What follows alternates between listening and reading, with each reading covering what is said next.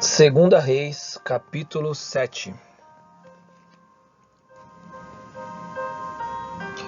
Então Eliseu disse: Ouçam a palavra do Senhor. Assim diz o Senhor: Amanhã, a estas horas mais ou menos, junto ao portão de Samaria, uma medida da melhor farinha será vendida por 1 moeda de prata, e 2 medidas de cevada serão vendidas por 1 moeda de prata.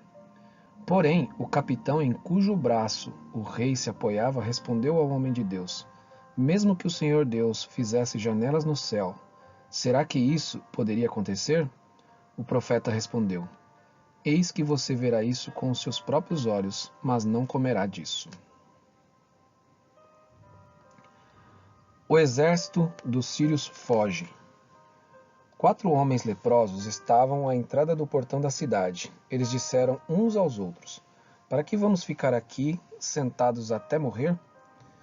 Se decidirmos entrar na cidade, há fome na cidade, e morreremos lá.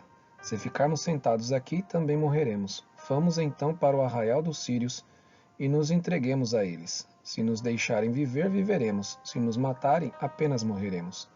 Ao anoitecer, eles se levantaram para ir até o arraial dos sírios.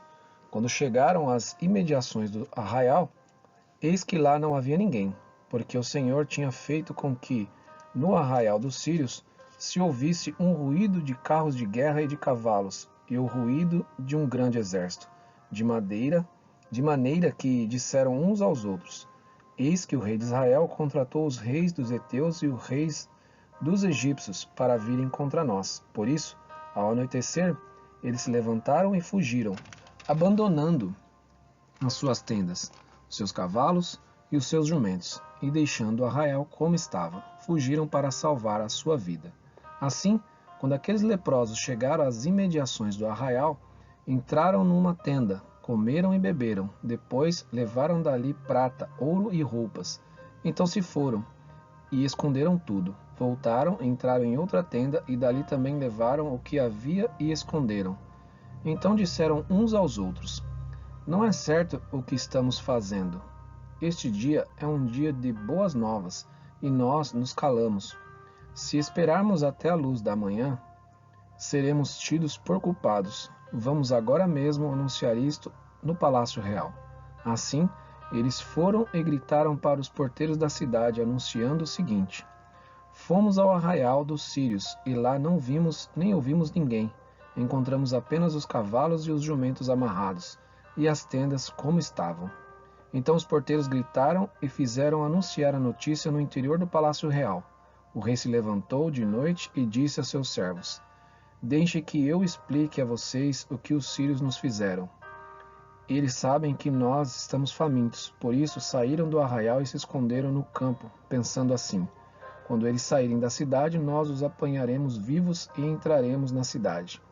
Então um dos servos do rei tomou a palavra e disse: Vamos enviar alguns homens com 5 dos cavalos que ainda restam na cidade e ver o que acontece. Se morrerem, apenas terão a mesma sorte da multidão dos israelitas que já morreram. Assim, pegaram 2 carros de guerra com cavalos, e o rei enviou os homens atrás do exército dos sírios, dizendo: Vão ver o que está acontecendo. Eles foram atrás dos sírios até o Jordão, e eis que todo o caminho estava cheio de roupas e de armas que os sírios, na sua pressa, tinham jogado fora. Os mensageiros voltaram e anunciaram isto ao rei. Então o povo saiu e saqueou o arraial dos sírios. E assim, uma medida da melhor farinha era vendida por 1 moeda de prata, e 2 medidas de cevada por 1 moeda de prata, segundo a palavra do Senhor.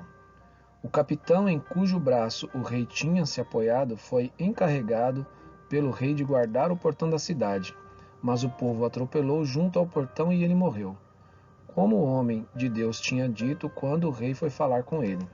Assim se cumpriu o que o homem de Deus tinha falado ao rei.